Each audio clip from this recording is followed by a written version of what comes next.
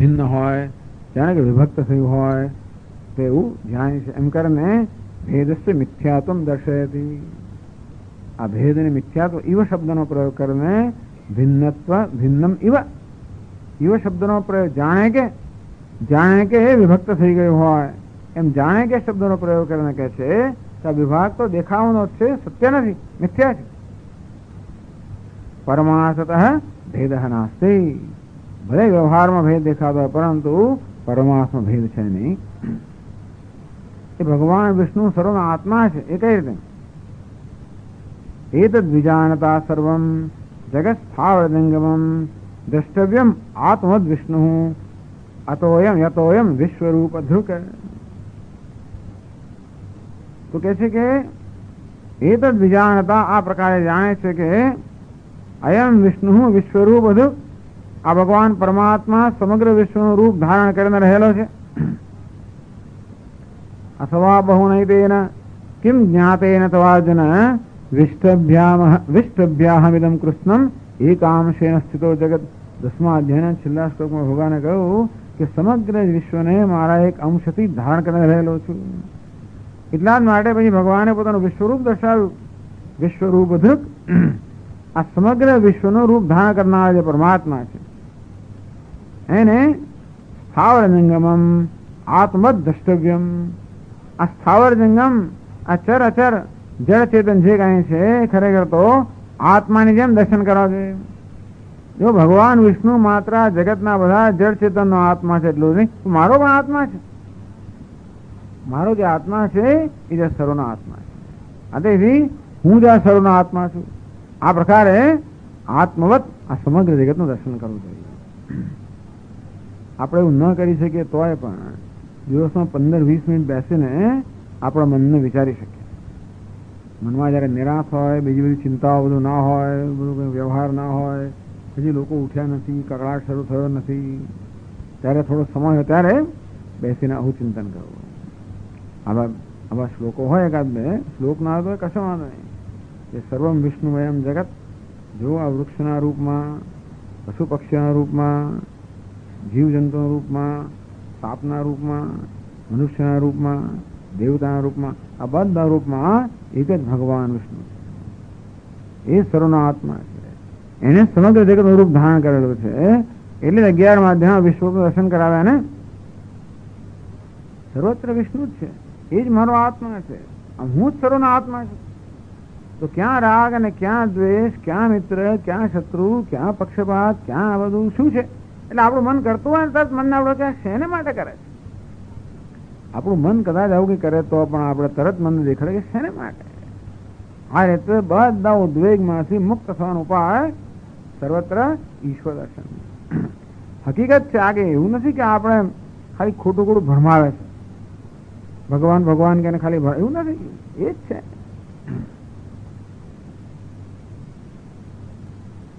એમ કરવાથી થાય શું? એવમ જ્ઞાતે સ ભગવાન અનાદિ પરમેશ્વર પ્રસિદ્ધતિ અચ્યુત તસ્મિન પ્રસન્ને ક્લેશ સંશય. એવમ જ્ઞાતે, આ પ્રકારે જયારે જ્ઞાન થાય, જેટલું જ્ઞાન એટલો ભગવાનનો પ્રસાદ પ્રાપ્ત થાય. એટલે અચ્યુત તસ્મિન પ્રસિદ્ધતિ. જેને આ પ્રકારનું જ્ઞાન છે, જેને આ પ્રકારની દ્રષ્ટિ છે, ભગવાન અચ્યુત પ્રસન્ન થાય છે. અનાદિ પરમેશ્વર ભગવાન, જે અનાદિ છે, સર્વનો ઈશ્વર છે ભગવાન, પ્રસિદ્ધતિ આ ભક્ત પર પ્રસન્ન થાય છે. એટલે શ્રેષ્ઠ ભક્તિ કઈ? આ પ્રકારે સમત્વનું અનુસંધાન, સર્વત્ર સમત્વ દૃષ્ટિ, સમત્વ અનુસંધાન. ભગવાનની આપણે પૂજા અનેક રીતે કરતા હોઈએ છીએ. એ બધી બરોબર જ છે. જે કે આપણે નામમાં, રૂપમાં, મૂર્તિમાં જેમાં પૂજા કરતા હોઈએ, ભગવાનની સર્વશ્રેષ્ઠ પૂજા કઈ છે? આ સર્વમાં સમત્વ ભાવ રહેલો ભગવાન છે એની પૂજા. ભાઈ એની પૂજા કેમ થાય? બસ એનું અનુસંધાન. એ સમત્વ ભાવને આપણા જીવનમાં લાવવાનો પ્રયત્ન કરવો, એ જ ભગવાનની મહાન ભક્તિ. એના પણ બડો ઉપકાર આપણે કરીએ છીએ. આમ તો ભક્તિ એટલે એને ખુશ કરવો. ભગવાન સૌથી વધારે ખુશ છે ને થાય છે આનાથી. તેથી ભગવાન અચ્યુત પ્રસિદ્ધતિ, ભગવાન અચ્યુતો પ્રસન્ન થાય છે. તો શું થાય? ભગવાન પ્રસન્ન થયો એને ખબર કેમ પડે? તો પ્રસન્ને ક્લેશ સંશય. ભગવાન પ્રસન્ન એટલે મનમાં ક્લેશ જતો રહે. આ ક્લેશ શબ્દો આપણે જાણીએ છીએ પણ ખરો, નહીતર યોગ શાસ્ત્રમાં ક્લેશ કયા? અવિદ્યા, અસ્મિતા, રાગ, દ્વેષ, અભિનિવેશ. અનાત્મમાં આત્મબુદ્ધિ, અસત્યમાં સત્ય બુદ્ધિ, અપવિત્રમાં પવિત્ર બુદ્ધિ, અનિત્યમાં નિત્ય બુદ્ધિ. આ બધું જે છે અવિવેક અને અવિદ્યા ગઈ. એમાં અસ્મિતા, અહંકાર, મમકાર, રાગ, દ્વેષ, તીવ્ર આસક્તિ, પછી તો બસ વળગી જ રહો, આ શરીરને વળગી રહો. આ બધા ક્લેશ છે, આ બધા દુઃખ આપનારા છે. તો જેમ ભગવાનનું પ્રસાદ પ્રાપ્ત થાય, ભગવાન અનુગ્રહ પ્રાપ્ત થાય, તેમ આ ક્લેશ ધીમે ધીમે દૂર થતા જાય. આ ક્લેશોને કારણે મન આપણું ઉદ્વિગ્ન હોય છે. તો જેટલા ઊંચા આ ક્લેશ દૂર થાય એટલા ઊંચું મન પ્રસન્ન થાય. ભગવાન પોતે પણ કહે છે, આ તો પ્રહલાદે કહ્યું, ભગવાન પોતે ગીતામાં કહે છે, ગીતાના શ્લોકો ઉદ્ધૃત કરે છે. બહૂનામ જન્મનામ અંતે જ્ઞાનવાન મામ પ્રપદ્યતે વાસુદેવ સર્વમિતિ સમહાત્મા સુદુર્લભ.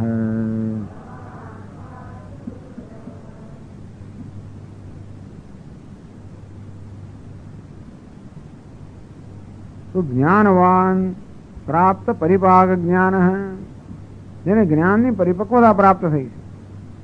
આ પાકવાની રીત છે આખી. પાકવાનું કામ ધીમે ધીમે થતું હોય છે. ફળ ધીમે ધીમે પાકે.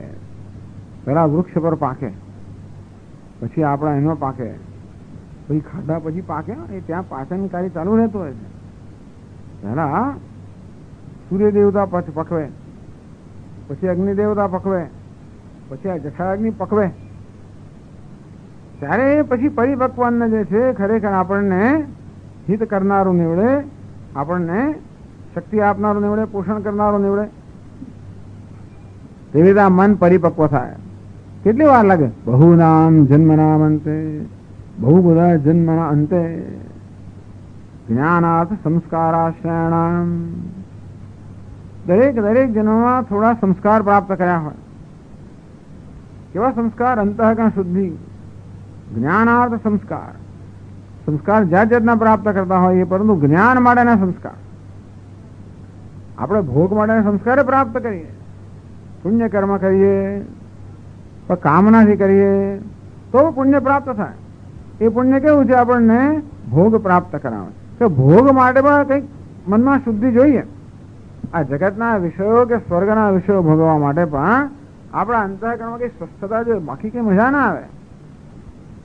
એ પુણ્યનું પરિણામ છે. એ કયું પુણ્ય? સકામ કર્મનું પુણ્ય. સકામ કર્મ કરીએ ત્યારે પણ આપણું મન શુદ્ધ થાય. એ શુદ્ધિ કયા પ્રકારની છે? આ વિષયનો ભોગ કરવા માટે શુદ્ધિ જોઈતી છે. કોઈ નિષ્કામ કર્મ કરવામાં આવે ત્યારે શુદ્ધિ પ્રાપ્ત થાય. એ શેના માટે છે? જ્ઞાન માટે. એ જિજ્ઞાસા. આપણા મનમાં જ્ઞાનની ઈચ્છા જન્મે, આપણા મનમાં શુદ્ધિ. કયા પ્રકારની શુદ્ધિ? નિષ્કામ કર્મને કારણે કે ભગવત ભજનને કારણે, નિષ્કામ ભજનને કારણે પ્રાપ્ત થયેલી શુદ્ધિ છે. એ આપણામાં જિજ્ઞાસા જન્માવે. તમે એકદમ વેદાન વચનેન બ્રાહ્મણ વિવિધિસંતિ યજ્ઞેન દાને તપસા નાશકેન. આ યજ્ઞ, દાન, તપસ્યા વગેરે બ્રાહ્મણો મુમુક્ષો કેમ કરતા હોય? જેથી જિજ્ઞાસા જન્મે. તો આ પ્રકાર અનેક જન્મમાં આ જ્ઞાન પ્રાપ્તિ માટેના સંસ્કાર જુદા પ્રકારના છે. ઐશ્વર્ય પ્રાપ્તિના સંસ્કાર જુદા પ્રકારના, સ્વર્ગ પ્રાપ્તિના સંસ્કાર જુદા પ્રકારના,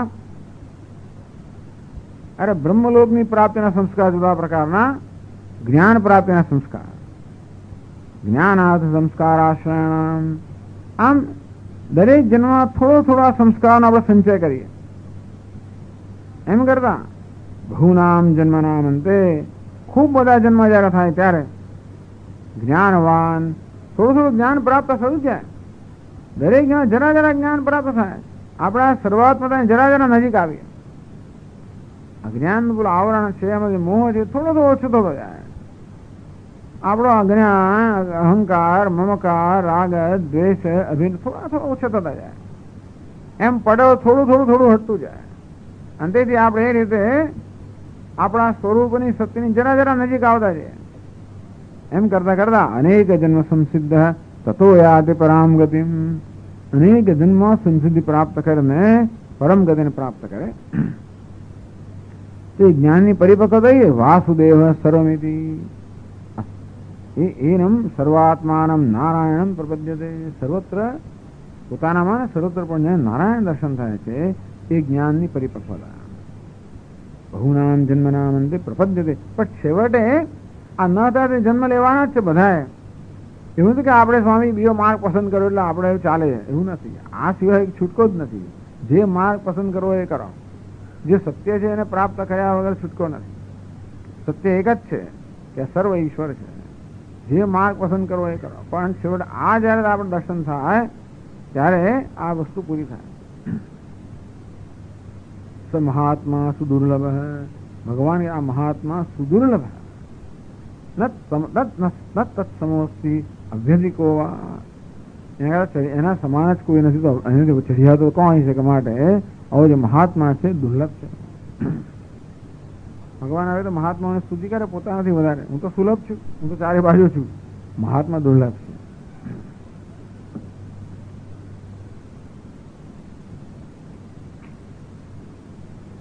કે છે ભાષ્યમાં ઇત્યાદિ વચનૈશ્ચ હિંસાદિરહિતેન સ્તુતિ નમસ્કારાદિ કર્તવ્યમ ઇતિ દર્શયિતુમ વિશ્વશબ્દેન બ્રહ્મ અભિધીયતે ઇતિ વા. તો આ વિશ્વ શબ્દથી બ્રહ્મનો નિર્દેશ થાય છે. વિશ્વ શબ્દ છે ભગવાનનું નામ છે. એનું આ બીજું પણ કારણ હોઈ શકે કે આ જે બધા વચનો કયા પુરાણોના અને સ્મૃતિના અને શ્રુતિના હિંસાદિરહિતેન કહ્યું ને સર્વમ ખલુઇદમ બ્રહ્મ તજ્જલાદિ શાંત ઉપાસિત. મનમાં શાંતિ ક્યારે હોય? મન હિંસાથી રહિત હોય ત્યારે. મન રાગદ્વેષથી રહિત હોય, હિંસાથી રહિત હોય ત્યારે શાંતિ હોય. એ શ્રુતિના, સ્મૃતિના, પુરાણના બધા વાક્યો કયા? ઇતિહાસના, મહાભારતનું ઘણું બધું કહ્યું. હનુમાનજીને ભીમનો પણ સંવાદ કર્યો. ભીમ હનુમાનજીને કહે કે હું તો તને ઓળંગી ગયો હોત તો બધામાં પરમાત્મા દર્શન કરું છું, મારે ઓળંગતો નથી, ઓળખતો નથી આ કોણ છે. છતાંય કહે છે કે જો આ બધામાં ભગવાન છે માટે ઓળંગતો નથી. જો હું ન જાણતો હોત ને તો જેમ હનુમાને સાગર ઓળંગ્યો ને એમ હું તને ઓળંગી ગયો, એવું કહે છે. હનુમાનજીને કહે કે જે હનુમાને સાગરને ઓળંગ્યો તે હું તને ઓળંગી ગયો હોત અને પર્વતને ઓળંગી ગયો હોત. આ ન જાણતો હોત તો જાણું છું માટે ઓળંગતો. કહ્યું ને કે ભાઈ ઓળંગીને જતો રહે. મારા તો બહુ વૃદ્ધ થઈ ગયો છું, આ મારાથી હટાય એમ નથી, મારે તું જતો રહે. ના મારે ઓળંગાય નહીં, હટી જા. તારે મારું પૂછવું હટાવો. સારું, એ ના હટી તારે પછી ખબર પડે. પણ આ પ્રકારનો સંવાદ એટલે આવા ક્યાંક ક્યાંથી વાક્યો છે ને. ટૂંકમાં વિચાર કરો સંસ્કાર કેવા હશે આ બધાની અંદર, વૈદિક સંસ્કાર કેવા હશે, કેવો ઉછેર થયો હશે, કયા પ્રકારના વાર્તાલાપની અંદર પણ આવું સુંદર દર્શન. ખરેખર તો આ ભીમ અને હનુમાનજીનો આવો મુકાબલો થયો અને એને પડકાર ફેંકવામાં આવ્યો ને, ભીમને તું હટાવ, મને તું ઓળંગીને જા. તો એ ઓળંગી ન જવાનું કારણ કેવું આપે છે? પ્રાણી માત્રમાં ભગવાન રહેલો છે માટે એનું ઉલ્લંઘન ના થાય. મારે તારું ઉલ્લંઘન નહીં કરું. સ્વામી દયાજી મહારાજ કહે કે આપણી સંસ્કૃતિ છે એ ધર્મમય સંસ્કૃતિ છે. અર્થાત ધર્મ આપણી સંસ્કૃતિમાં વણાયેલો જ છે. એટલે અનેક બધી આપણામાં ભાવનાઓ છે, આપણા જે રીત રિવાજો હોય, મનમાં અનેક ભાવનાઓ હોય, આ બધું આના પર રચાયેલું છે. સંસ્કૃતિ એટલે ઐક્ય દર્શન. વેદાંતિન લોકો માટે સંસ્કૃતિ આટ જ તત્વમસી, એક જ સંસ્કૃતિ છે. ટૂંકમાં અહમ બ્રહ્મ સર્વમ ખલુઇદમ બ્રહ્મ, એક જ સંસ્કૃતિ. આ સર્વ ઈશ્વર છે, આ સંસ્કૃતિ. બધા આનો સ્વીકાર કરે. દ્વૈત લોકો હોય, દ્વૈત ગમે તે લોકો હોય, પણ એ તો ઈશ્વર સર્વ છે તો સ્વીકાર કરે. આજે જુદો છે એ જુદી વાત છે, પણ ઈશ્વર સર્વ છે એમાં તો કોઈ ના નથી. આ વસ્તુ તો આપણી સંસ્કૃતિમાં જ હોવાને કારણે આપણા લોહીમાં જ છે, રીત રિવાજોમાં બધામાં વણાઈ ગયેલી, આપણે ખબર પણ ના હોય. અમુક કેમ વિચારતો હોઈશું, અમુક કેમ વર્તા હોઈશું, અમુક પ્રકારનો પ્રતિભાવ કેમ દર્શાવીએ છીએ ઘણી વાર, એનું કારણ આ જ છે બધું. એટલે આ સંસ્કૃતિ જેના લોહીમાં છે એ આવા વાક્યો બોલે. ઓળંગ નહીં ઓળંગવાનું, આપણને કોઈ કહે કે આ ચોપડે પગ મૂક, ના મુકાય, આપણે થઈ ના છે. ના, દેવી સરસ્વતી, લોકો ઘણા વિદેશ ના આવે જાડી જાડી ચોપડે ને બૃહદારણ્ય ને ગોપન એને નીચે મૂકે, એટલે સીટ તરીકે ગાદી રૂપે, અથવા તો પગને નીચે મૂકે જરા પગને ટેકો આપવા માટે. આપણને આપણે કલ્પના જ ના કરી શકીએ ને, એનો વાંક નથી, કારણ કે એ પ્રકારના સંસ્કાર જ નથી. પલાઠી વાળા બેસે પગ આમ લાંબા કરીને બેસે, સામે જ બેઠો ગુરુજી, આપણે આમ થઈએ એવું કશું નહીં. એને અનાદર કરવા માંગે નહીં, એ જાતના સંસ્કાર નથી. આમ પગ લાંબા કેમ થાય, આમ કેમ થાય, પેલું કેમ થાય, આપણામાં કેટલો બધો સંકોચ, કેટલા બધા દરેકમાં કેટલી બધી વસ્તુ આવું જોવાનું હોય.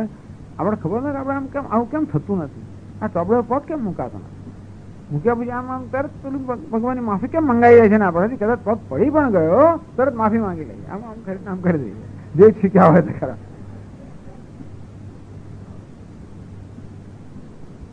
એની અંદર પણ છે, એટલે કે બધે લક્ષ્મી છે, બધે સરસ્વતી છે, બધે દેવી જ છે. ભલે આપણે એ વસ્તુ કહી ના શકીએ, અથવા ઘણી વાર આપણે અમુક રીતે વર્તીએ છીએ કારણ શું કદાચ ન પણ જાણતા હોઈએ, છતાં પણ આ બધી વસ્તુઓ આપણી સંસ્કૃતિમાં વણાઈ ગયેલી. એટલે ભીમસેન જયારે હનુમાનજીને જાણે પણ નહીં કે કોણ છે વાત કરે, આવી રીતે વાત કરે. આમ ભાષ્યકારે ઘણા બધા વચનો કહ્યા, ઇત્યાદિ વચનૈશ્ચ, આ બધા વચનો દ્વારા પણ હિંસાદિ રહિતેન સ્તુતિ નમસ્કારાદિ કર્તવ્યમ. આ પ્રકારે સર્વત્ર વિષ્ણુ દૃષ્ટિ કરવાને કારણે આપણું મન રાગ દ્વેષથી મુક્ત થાય. આ હિંસાથી રહિત થઈને સ્તુતિ કરવી હોય તો કરવાના, નમસ્કાર જે કરવું હોય ભગવાનને, પણ મનમાં હિંસા રહિત થઈને કરવું. પણ એખાનંદ મહારાજ કહે કે ભાઈ આપણે સ્વાહા કરીએ ખરા, ઇન્દ્રાએ સ્વાહા બોલીએ ખરા, મનમાં શત્રુનો વિચાર આવતો તો સ્વાહાને પહોંચી જાય. આપણે સંકલ્પ ભલે કરીએ ભાઈ કે પરમેશ્વર પ્રીત્યર્થમ, પણ જેનો મનમાં પેલા વિચાર આવતો હોય તો બધું એને જ પહોંચે. એટલે મનમાં રાગ કે દ્વેષ કશું પણ હોય ને આપણે સ્તુતિ કરીએ, નમસ્કાર કરીએ, કે પક્ષપાત થતો હોય, અન્યાય થતો હોય, એ બધું ત્યાં જતો હોય. એટલે ઘણું બધું કરવા છતાં જેવું ફળ નથી મળતું આપણને, કારણ કે બધું ક્યાંક જતું રહેતું હોય. ટાંકીમાં પાણી હોય પણ પેલા કાણામાંથી જેમ વહી જતું હોય તેવી રીતે મનમાં રાગ દ્વેષના કાણા હોવાને કારણે આટલું કર્યું તો ક્યાંનું ક્યાં બધું લીક થઈ જાય છે, વહી જાય છે. એ કાણા પૂરવા જોઈએ. રાગ દ્વેષથી મન મુક્ત ક્યારે થાય? એટલે કશું કરતા પહેલા 5 મિનિટ આ પ્રકારે ચિંતન કર્યું હોય, સર્વત્ર ઈશ્વર છે એ પ્રકારનું, અને પછી સ્તુતિ નમસ્કાર જે કરવું હોય કરીએ તો મનમાંથી વૈર ભાવ જતો રહે, દ્વેષ ભાવ જતો રહે, રાગ જતો રહે, પક્ષપાત જતો રહે, આ બધું જતું રહે. પછી કરીએ એટલે કહે છે હિંસા રહિત સ્તુતિ નમસ્કાર આદિ કર્તવ્યમ. આ સ્તુતિ નમસ્કાર વગેરે હિંસા રહિત તેને કરવું, એવું દર્શાવવા માટે વિશ્વ શબ્દેન બ્રહ્મ અભિધીયતે. આ પહેલું નામ વિશ્વ, ભગવાન ને તો વિષ્ણુ સહસ્રનામમાં વિષ્ણુ કરતા વિશ્વ નામ પહેલા કહ્યું. એમાં એક આ વધારાનું કામ હોઈ શકે કે આ સમગ્ર વિશ્વ ઈશ્વરમય હોવાને કારણે એ પ્રકાર વિશ્વ નામથી યાદ આવે ભગવાન, કે વિશ્વ તો ભગવાન છે. ભગવાન હોય તો મારે રાગ દ્વેષ કેમ થઈ શકે? એમ મન હિંસા રહી થાય. પછી બાકીનું વિષ્ણુ હું વશત્કાર જે કરીએ ને, વિશ્વ શબ્દ શું થાય? મન રાગ દ્વેષથી મુક્ત થાય. એટલા માટે એનું નામ પહેલું લીધું. એ સમગ્ર જગત આ વિશ્વ જે છે એ વાસ્તવમાં વિષ્ણુ છે. આમ પછી સ્તુતિ નમસ્કાર વગેરે કરીએ એ દર્શાવવા માટે વિશ્વ શબ્દેન બ્રહ્મ અભિધીયતે. વિશ્વ શબ્દ બ્રહ્મ અર્થાત પરમાત્માનો અહીંયા નિર્દેશ થાય છે. પરમાત્માનું નામ છે એનું આપણે સમજીએ. ઓમ પૂર્ણમદ પૂર્ણમિદમ પૂર્ણાત પૂર્ણમુદચ્યતે પૂર્ણસ્ય પૂર્ણમાદાય પૂર્ણમેવાવશિષ્યતે. ઓમ શાંતિ શાંતિ શાંતિ. शंकरं शंकराचार्यं केशवं बादरायणं सूत्रभाष्यकृतौ वन्दे भगवन्तौ पुनः पुनः। ईश्वरो गुरुरात्मेति मूर्तिभेदविभागिने व्योमवद्व्याप्तदेहाय दक्षिणामूर्तये नमः। ॐ शान्ति शान्ति शान्तिः। हरिः ॐ श्रीगुरुभ्यो नमः। हरिः ॐ।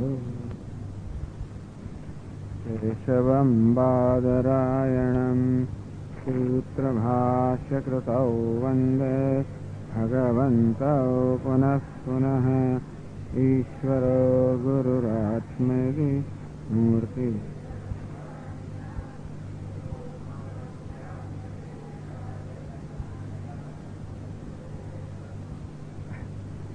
એવું છે ને કે વિષ્ણુ આનો એનું કારણ છે વિષ્ણુ સહસ્ર બધી પંક્તિ એક સાથે બોલે છે પણ આ પંક્તિ આપણે સાથે નથી બોલતા એક એટલે ભેગું થઈ જાય ફરી એક વખત સાથે શંકરમ શંકરાચાર્યમ કેશવમ બાદરાયણમ सूत्रभाष्यकृतौ वन्दे भगवन्तौ पुनः पुनः। ईश्वरो गुरुरात्मेति मूर्तिभेदविभागिने व्योमवद्व्याप्तदेहाय दक्षिणामूर्तये नमः। सच्चिदानन्दरूपाय कृष्णाय क्लिष्टकारिणे नमो वेदान्तवेद्याय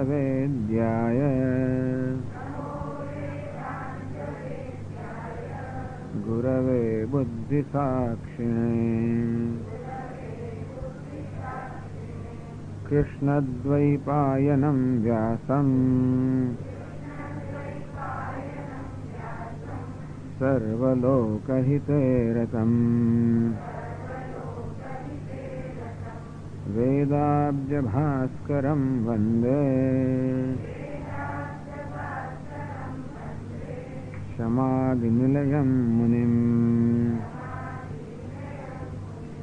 सहस्रमूर्तेः पुरुषोत्तमस्य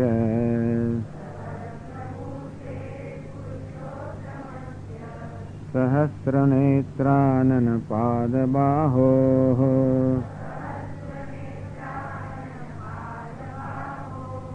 सहस्रनाम्नां स्तवनं प्रशस्तम्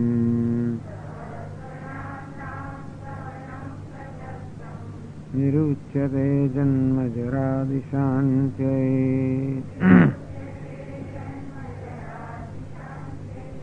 ॐ विश्वं विष्णुर्वषट्कारो भूतभव्यभवत्प्रभुः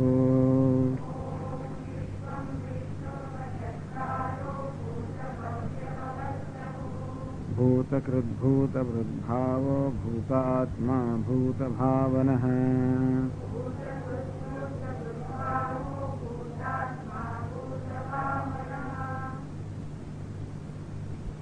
વિશ્વમ એ શબ્દની વ્યાખ્યા ચાલી રહી છે. વિશ્વ શબ્દથી એમ કહે છે શંકરાચાર્ય મહારાજ ભાષ્યકાર કે વિશ્વ શબ્દના પ્રયોગથી જણાવ્યું કે સમગ્ર વિશ્વ વાસ્તવમાં ભગવાનની અભિવ્યક્તિ છે અને સર્વત્ર ભગવત દર્શન એ પ્રકારની ભાવના પણ કરવામાં આવે તો આપણું મન હિંસાથી રહિત થઈ જાય. આમ બધી જગ્યાએ વિષમતા રહેલી છે, જુદાઈ રહેલી, અસમાનતા રહેલી છે બધે જ. એ બધી અસમાનતામાં એક સમાન રૂપે ભગવાન રહેલા છે, વિષ્ણુ રહેલા છે. એ રીતે જ્યારે જ્યારે પણ દ્રષ્ટિ કરવામાં આવે કે મનમાં ભાવના પણ કરવામાં આવે તો અસમાનતાને કારણે જન્મેલા રાગ દ્વેષ નિવૃત્ત થઈ જાય. આમ અસમાનતાને મહત્વ આપીએ તો રાગ દ્વેષ જન્મવાના જ છે. કારણ કે જગતમાં ઉપાધિના સ્તર પર કે નામ રૂપના સ્તર પર કોઈ પણ બે વસ્તુ સમાન નથી. એવું હોવાને કારણે એવું બનવાનું જ. અને આપણે આપણી જાતને પણ નામ રૂપથી જ હંમેશા મૂલવતા હોઈએ. તો જગતને પણ નામરૂપથી આપણે મૂલવતા હોઈએ, અંતો પછી એવું બનવાનું કે કોઈ એક નામરૂપ બીજા નામરૂપને અનુકૂળ હોય અને બીજું કોઈ નામરૂપ બીજા નામને અનુકૂળ ન હોય તો બનવાનું. આમ નામરૂપને જ્યારે સત્યતા આપવામાં આવે, એ સ્તરે જ્યારે વ્યવહાર કરવામાં આવે ત્યારે અનુકૂળતા પ્રતિકૂળતા ગમો અણગમો હોવાના જ. એવું હોવાના કારણે રાગદ્વેષ જન્મવાના જ. એને કારણે જે પ્રકારના વિચારો આવે વિચારો હિંસાત્મક હોવાના. જ્યાં રાગનો વિચાર આવે ત્યાં પક્ષપાત થવાનો, દ્વેષનો વિચાર આવે ત્યાં કોઈને કોઈ પ્રકારે એનો દ્વેષ થવાનો, વૈરભાવ થવાનો અને તેથી હિંસા થવાની. તો હવે એમ કહેવા માંગે છે કે ભગવાનનું આપણે નામનું સ્મરણ કરીએ કે આ સ્તોત્રનો પાઠ પણ કરીએ તો એ પણ આપણા મનને રાગદ્વેષથી મુક્ત કરીને કરવો જોઈએ. મનને હિંસા વગેરે જે દોષો છે, હિંસા હોય દ્વેષ હોય બધા હિંસાના પ્રકારો છે, એ બધા દોષોથી મુક્ત કરીને આ ભગવાનના નામનો જપ કરવો જોઈએ કે આ ભગવાનની સ્તુતિ કરવી જોઈએ. તો આપણે એવું કરી શકીએ માટે વિશ્વ શબ્દને પહેલો મૂકવામાં આવ્યો. આમ વિશ્વ શબ્દ દ્વારા જ સ્પષ્ટ થઈ ગયું કે વિશ્વના રૂપમાં ભગવાન જ રહેલો છે. જો વિશ્વના રૂપમાં ભગવાન જ હોય તો પછી આ બધી અસમાનતામાં એક સમાન રૂપમાં જયારે ભગવાન રહેલો હોય તો પછી રાગદ્વેષનું કોઈ સ્થાન નથી.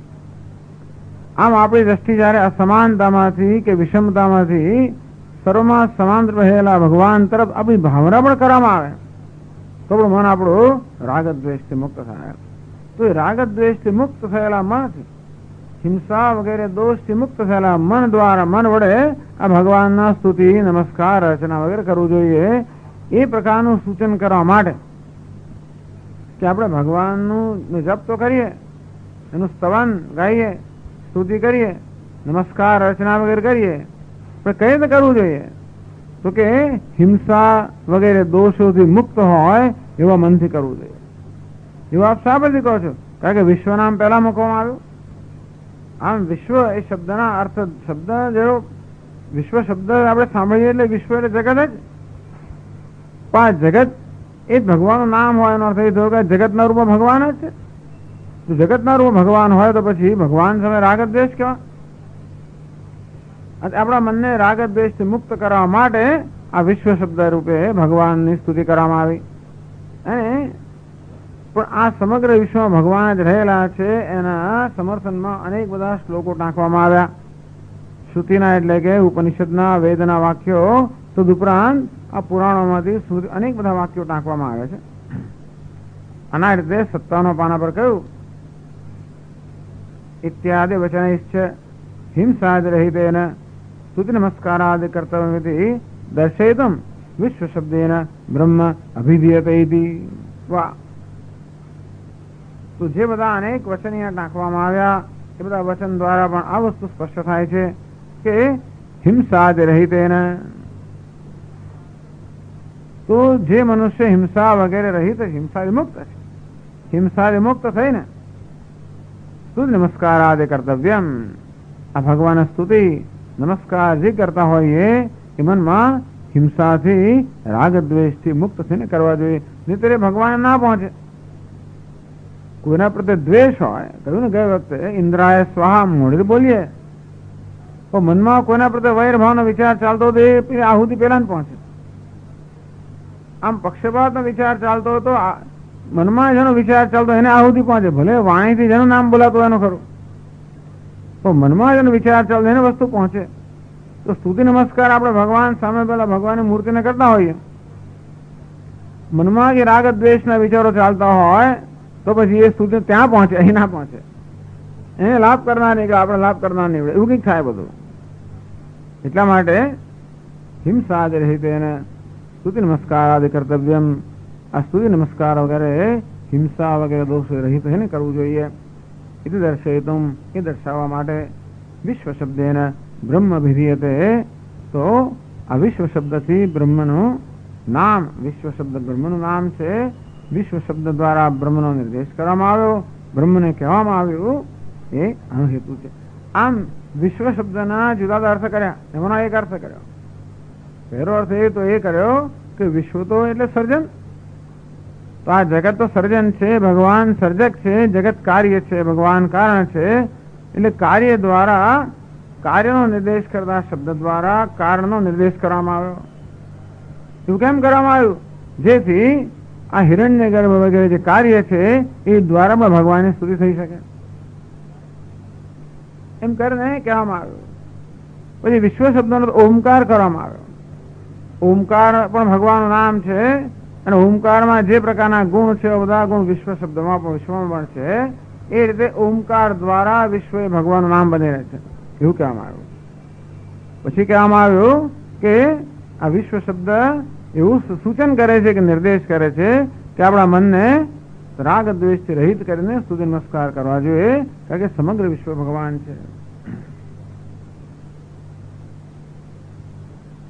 વિષ્ણુ ભક્ત લક્ષણ પ્રતિપાદક વચન પર્યાલોચનયાપી વિષ્ણુ સ્તુત્યાદિકમ હિંસા રહિત કર્તવ્યમ. તો ભગવાન વિષ્ણુની સ્તુતિ વગેરે હિંસાથી રહિત થઈને કરવું જોઈએ. એ માટેના બીજા આપણી પાસે પુરાવા કે પ્રમાણ વિષ્ણુ ભક્ત લક્ષણ પ્રતિપાદક વચન પર્યાલોચનયાપી. તો શાસ્ત્રમાં, પુરાણોમાં, ગીતામાં અને અન્યત્ર પણ ભગવાન વિષ્ણુના ભક્તના લક્ષણો જે કહેવામાં આવ્યા છે, ભગવાન પોતાના ભક્તના લક્ષણ કે ને દ્વેષ્ટ, સર્વભૂતાનામ મૈત્ર, કરુણ વગેરે, એમ વિષ્ણુ ભક્તના જે લક્ષણો બધે કહેવામાં આવ્યા છે મુખ્યત્વે વિષ્ણુ પુરાણમાં અને અન્યત્ર પણ, એ વિષ્ણુ ભક્તના જે લક્ષણો છે એ લક્ષણોનું પણ જો આપણે પર્યાલોચન કરીએ, વિચાર કરીએ તો જણાય છે કે બધા ભક્તો હિંસા રહિત હતા, અહિંસક હતા. એટલે હિંસા રાહિત્યમ, હિંસા રહિત હોવું એ ભગવાન વિષ્ણુના ભક્તોનું લક્ષણ છે. આપણા ભગવાન વિષ્ણુનો આ સ્તોત્ર છે એ પાઠ કરતા હોઈએ, ભગવાનની સ્તુતિ કરતા હોઈએ તો આપણે વિષ્ણુના ભક્ત છીએ કે બનવા માંગીએ છીએ. તો ત્યારે વિષ્ણુના ભક્ત બની શકાય જ્યારે આપણે હિંસાથી રહિત થઈએ. કારણ કે અન્યત્ર વિષ્ણુ ભગવાનના ભક્તોનું જે વર્ણન કરવામાં આવ્યું છે એમાં એ બધા હિંસાથી રહિત છે એવું કહેવામાં આવ્યું છે. તેથી હવેના કેટલાક શ્લોકોમાં ગ્રંથકાર અથવા તો ભાષ્યકાર, ગ્રંથકાર અને ભાષ્યકાર આ વિષ્ણુ ભગવાનના ભક્તોના લક્ષણ જે છે એ લક્ષણનું વર્ણન કરનારા કેટલાક શ્લોકો અહીંયા ટાંકે છે. પહેલો ભગવદ્ ગીતાનો શ્લોક છે 57 પાના પર છેલ્લો શ્લોક. મત્કર્મ કૃન્મત પરમઃ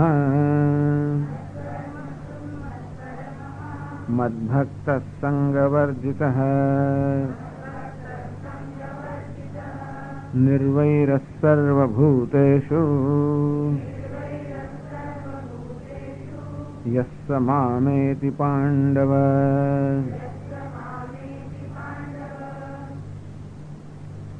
યહ સહ હે પાંડવ મામેતિ, આવો જ અમારો ભક્ત છે હે પાંડવ, આવો ભક્ત મને પ્રાપ્ત કરે છે. કેવો ભક્ત?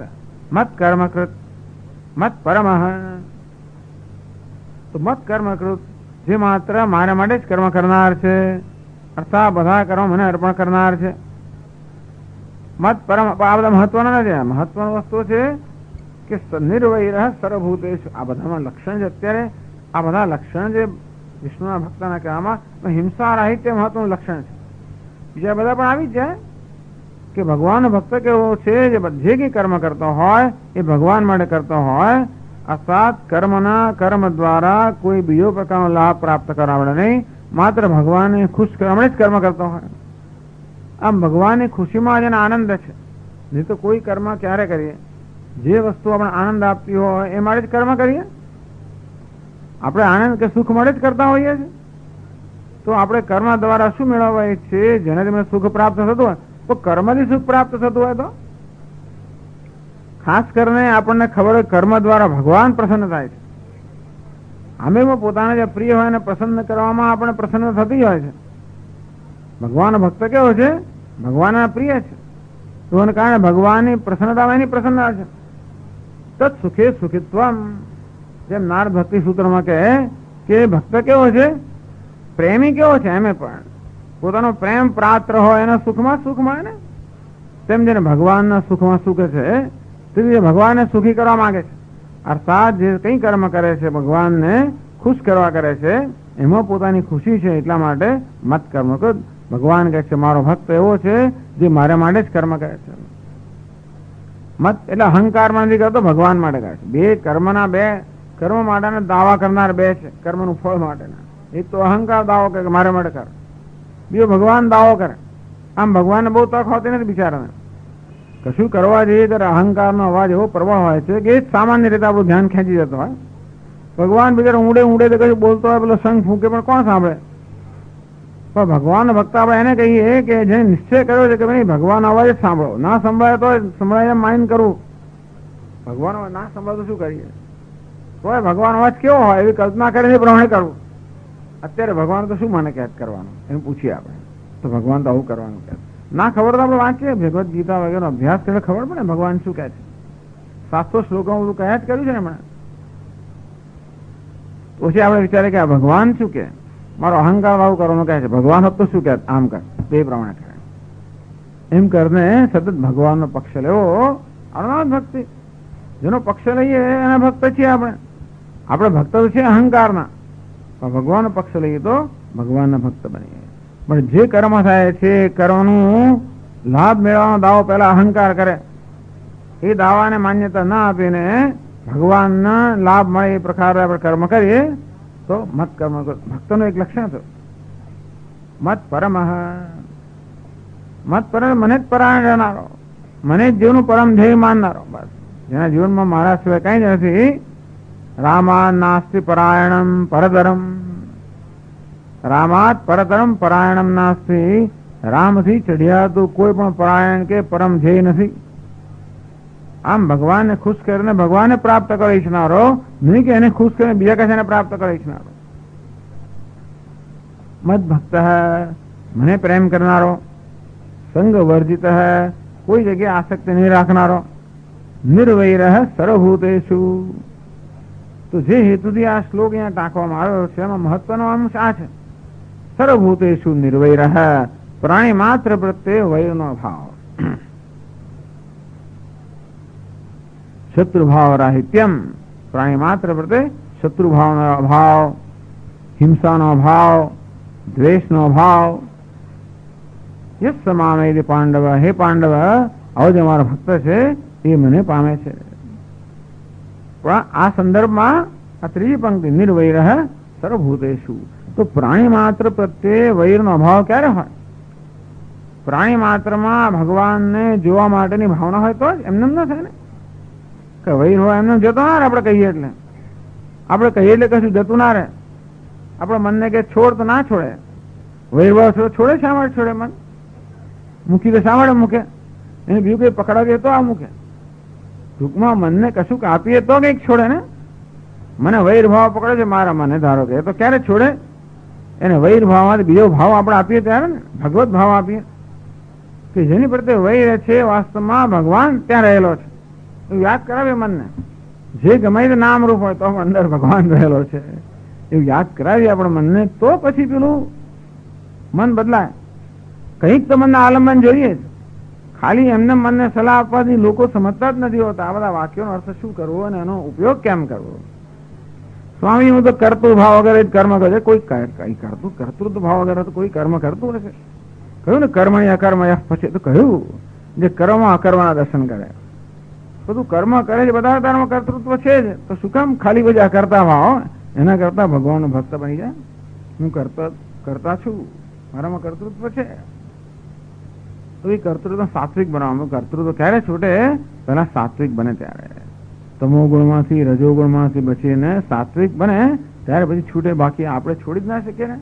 આપણે ક્યાંય કર્તૃત્વ મને છોડે ત્યારે છૂટવું, એ મને છોડે ત્યારે છૂટવાનું છે ને. હું બંધાયેલો છે, એ બંધાયેલો નથી.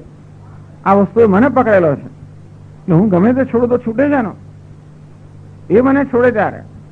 એટલા માટે આ કર્તૃત્વને કે કોઈ ભાવને આપણે સાત્વિક બનાવીએ. મારે કશામાંથી મુક્ત થવું હોય, મારા માતાપણામાંથી, પિતાપણામાંથી, કર્તાપણામાંથી, ભોગતા કશામાંથી મુક્ત થવું હોય તો એક નિયમ એ છે કે પહેલા એને સાત્વિક બનાવો. એમને છોડવાથી ના છોડે, કારણ કે છોડવાનો આપણા હાથમાં જ નથી ને. કર્મ છોડવું એટલે છૂટી જવાનું છે. કર્મ એ મને પકડેલો છે, મેં નથી પકડેલો. ભલે અર્જુને મારે કર્મ છોડી દઉં પણ તું છોડીશ. તને નહીં છોડે ને. યદ અહંકારમાશ્રિત્ય ન યોત્સેતિ મન્યસે મિથ્યેષ વ્યવસાયસ્તે પ્રકૃતિ સ્વામ નિયોક્ષતિ. સ્વભાવજેન કૌંતે મદ્દસ્વેન કર્મણા કર્તુમ નેચ્છુસેન મોહાત કરિષ્યસી અવશોપિત. છોડવાનું આપણા હાથમાં જ નથી. આ ત્યાગ વસ્તુ આપણા હાથમાં છે જ નહીં. એ આપણને છોડે ત્યારે ખરા તો છુટકારો થાય. એ ક્યારે છોડે? એને અહીં રહેવા માટે જે સવલત આપણે કરી આપી છે એ સવલતો જવા દઈએ ત્યારે એ છોડે. જ્યાં સુધી આપણે સવલત કરી આપી તો કોઈ જાય નહીં.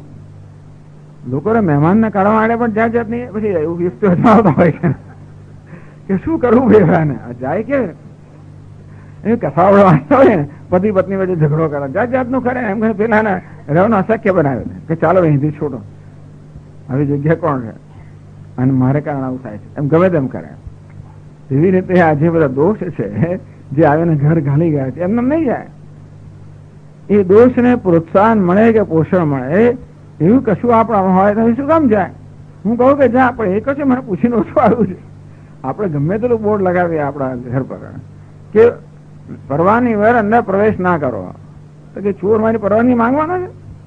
પરવાનગી માંગનાર હોય બિચારા પ્રવેશ ના કરે. આ કોઈ પરવાનગી માંગેલી જ નથી.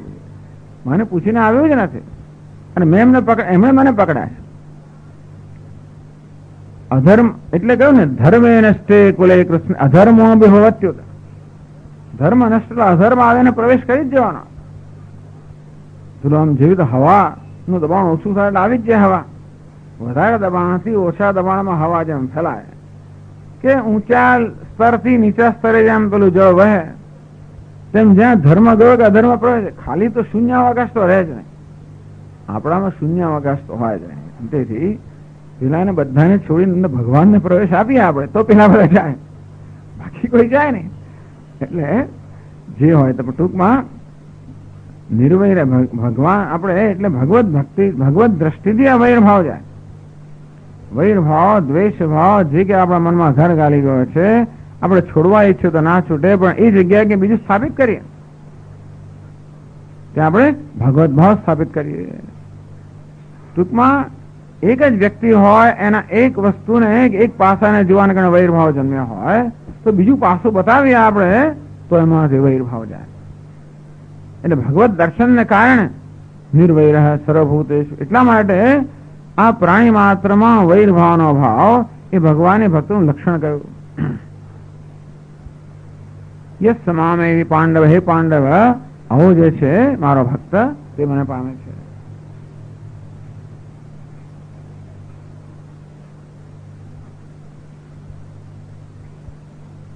પછી આગળ કહે છે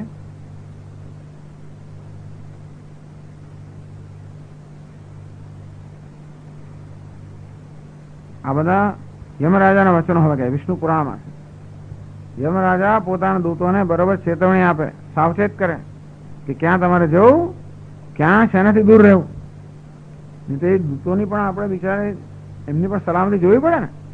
આપણે દૂતોને મોકલી આપીએ ગમે ત્યાં મોકલી આપીએ તો બિચારા એ લોકોને પણ ક્યાંક એમને ઈજા થઈ જાય કે એમના પર આક્રમણ થઈ જાય એવો ભયસ્થાન ના મોકલે ને. યમરાજામાં પોતાના દૂતોનો ચેતવે ક્યાં ના જવું, કયા તમારા માટે ભયસ્થાન છે એ વાત કરે. ન ચલતિ નિજ વર્ણ ધર્મ તો યહ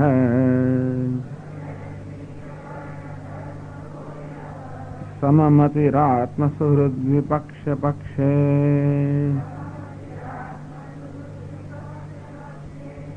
ન હરતિ ન ચ હંતિ કિંચિદુચ્ચૈઃ સ્થિતમનસં તમવેહિ વિષ્ણુ ભક્તમ.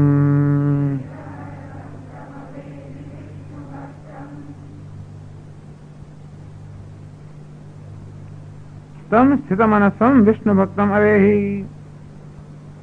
આ સ્થિતમાન વાળો સ્થિર ચિત્ત વાળો જે પુરુષ છે હે દૂતો તમે એને વિષ્ણુનો ભક્ત જાણો. ન ચલતી નિજ વર્ણ ધર્મતઃ યહ નિજ વર્ણ ધર્મતઃ ન ચલતી. જે પોતાના વર્ણાશ્રમ ધર્મથી ચલાયમાન થતો નથી એટલે સ્વધર્મ નિષ્ઠા. તો ભક્તના લક્ષણો બતાવે છે. આમ તો ગીતામાં તો બતાવે અદ્વેષ્ટા સર્વભૂતાનામ વગેરે, તદુપરાંત પણ આ ભક્તના લક્ષણો બતાવે છે. જે નિજ વર્ણ ધર્મતઃ ન ચલતી, જે પોતાના વર્ણાશ્રમ ધર્મથી એટલે પોતાને ભાગે જે કઈ કર્તવ્ય આવ્યું હોય એ કર્તવ્ય ચલાયમાન થતો નથી. એવું ક્યારે થાય? વિષ્ણુ હોય એમ આજ્ઞા દેવમ. બાકી આપણે કર્મ તો કરીએ, આપણું કર્તવ્ય કરીએ અનુકૂળ હોય ત્યાં સુધી. પછી આપણા ભાગે જે ફરજ આવી હોય એવું ત્રાસ જન્માવનારી હોય કે પછી અનુકૂળ ના હોય કે પછી બહુ ઉત્સાહપ્રેરક ના હોય, રસપ્રદ ના હોય, એમાં તો કશું બહુ મળવાનું ના હોય, તો પછી આપણે ધીમે ધીમે જવા દઈએ. આપણું કર્તવ્ય કર્મ પણ હંમેશા આપણે કરીએ એવું નથી હોતું. એમાંથી ગમે ગમે એટલું કરીએ અને બાકીનું પછી રવા દઈએ, ના કરીએ, કોઈને આપી દઈએ, છૂટા થઈ આમ કરીએ.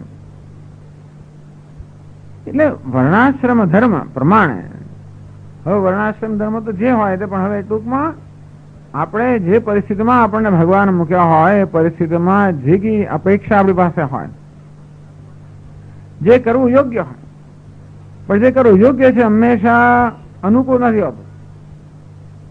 જે કરવા યોગ્ય છે હંમેશા અનુકૂળ નથી હોતું. સાચું બોલવું હંમેશા અનુકૂળ નથી હોતું. બધું કરવું અનુકૂળ, થોડું આમદમ કરી દઈએ.